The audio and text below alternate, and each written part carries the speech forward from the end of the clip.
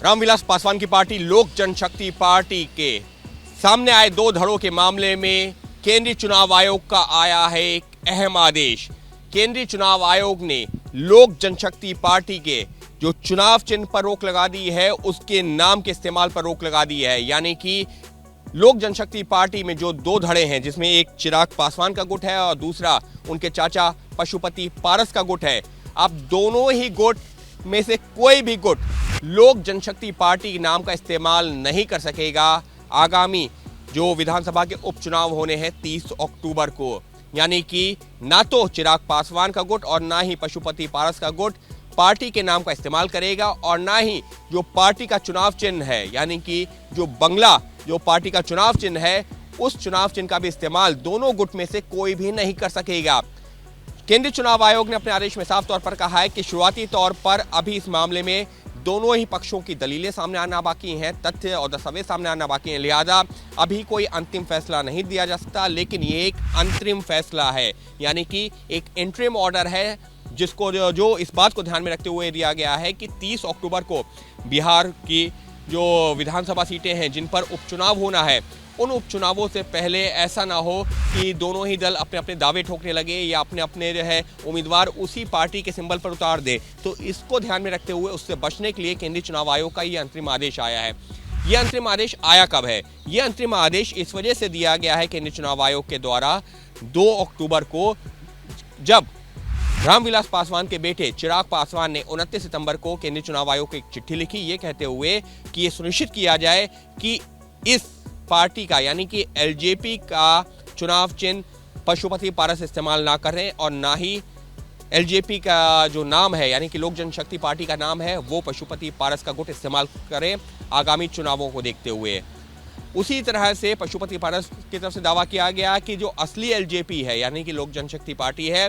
उसके जो नेता हैं वो हैं, ना कि चिराग पासवान। दोनों के बीच में विवाद चल रहा है, ये तो जून से चल रहा है। जून से मामला चुनाव आयोग तक भी पहुंचा, लेकिन चुनाव आयोग ने दोनों ही पक्षों से अपने अपने दस्तावेज, अपने अपना पक्ष रखने को कहा था। इस सब के बीच में पशुपति पारस ने कहा कि अभी उनको थोड़ा सा और वक्त चाहिए, थोड़ा सा और जो है वक्त में वो चुनाव आयोग के सामने सारे दस्तावेज रख देंगे। हालांकि उन्होंने ये जरूर कहा कि लोकसभा सचिवालय की तरफ से उनको ही, यानी कि पशुपति पारस को जो संसदीय दल का नेता के तौर पर मान्यता मिल चुकी है, लिहाजा केंद्रीय चुनाव आयोग को उसको देखना चाहिए। लेकिन केंद्रीय चुनाव आयोग ने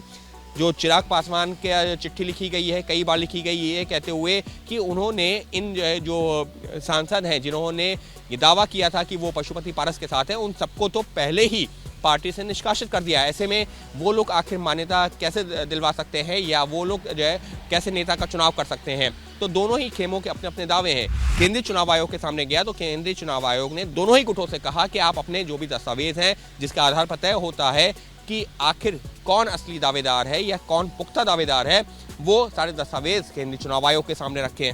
दोनों ही पक्ष अभी भी कुछ मोहलत की मांग कर रहे हैं, कभी तारीख लग रही है, और इस सब के बीच में केंद्रीय चुनाव आयोग ने ऐलान कर दिया बिहार में 30 अक्टूबर को जो खाली पड़ी हुई विधानसभा सीटें हैं उन पर उपचुनाव का। चर्चा ये है कि चिराग पासवान अपना उम्मीदवार उतार सकते हैं एनडीए के उम्मीदवार के खिलाफ, यानी कि नीतीश कुमार के खिलाफ जो उनकी लड़ाई चल रही है, एक बार फिर से अपना उम्मीदवार उतार सकते हैं, उसी तरीके से जैसा कि पिछले साल जब विधानसभा चुनाव हुए थे और उन्होंने नीतीश की पार्टी के खिलाफ अपना उम्मीदवार उतारा था। और माना यह जा रहा है कि चिराग पासवान के उस फैसले की वजह से ही, उस कदम की वजह से नीतीश कुमार की पार्टी को एक बड़ा नुकसान हुआ था। हालांकि बीजेपी के साथ सरकार बना रही है, लेकिन नीतीश तीसरे नंबर की पार्टी, यानी कि जेडीयू है, वो तीसरे नंबर की पार्टी बन गई है, और नीतीश कुमार भी खुलेआम इसको कहते रहे हैं, उनकी पार्टी के नेता कहते रहे। तो ऐसे में अब ये जो 30 अक्टूबर को विधानसभा के उपचुनाव होने हैं, उस उपचुनाव के दौरान भी चिराग पासवान अपने उम्मीदवार उतारने की तैयारी कर रहे हैं। वहीं जो चाचा पशुपति पारस हैं, वो एक तरीके से एनडीए का हिस्सा हैं, केंद्र सरकार में मंत्री हैं, लिहाजा वो समर्थन कर रहे हैं नीतीश कुमार और बीजेपी का जो गठबंधन है उसका जो उम्मीदवार होगा उसको समर्थन करेंगे। तो कुल मिलाकर के जो लड़ाई है और केंद्रीय चुनाव आयोग का जो अंतरिम आदेश है, ये 30 अक्टूबर को होने वाले विधानसभा उपचुनावों को देखते हुए दिया गया है। लेकिन अभी कोई अंतिम फैसला नहीं, फिर दोहरा रहा हूँ, ये अंतरिम फैसला है, इंटरिम ऑर्डर है। और एक बार जब दोनों पक्षों की दलीलें सुन ली जाएंगी, तब केंद्रीय चुनाव आयोग तय करेगा कि आखिर किस गुट का दावा कितना मजबूत है, और वाकई में कौन है रामविलास पासवान की जो लोक जनशक्ति पार्टी है उसका असली उत्तराधिकारी। तो इस सब के बीच में जो आगामी विधानसभा के उपचुनाव हैं उस दौरान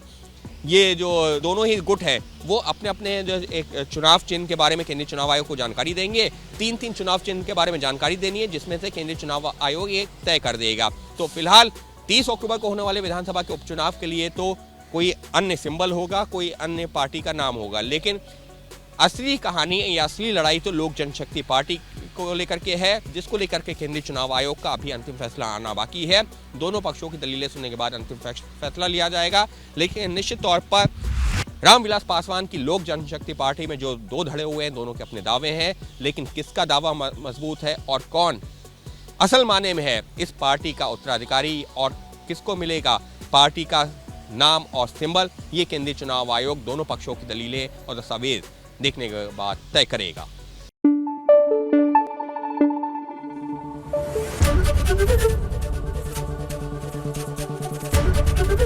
एबीपी न्यूज आपको रखे आगे।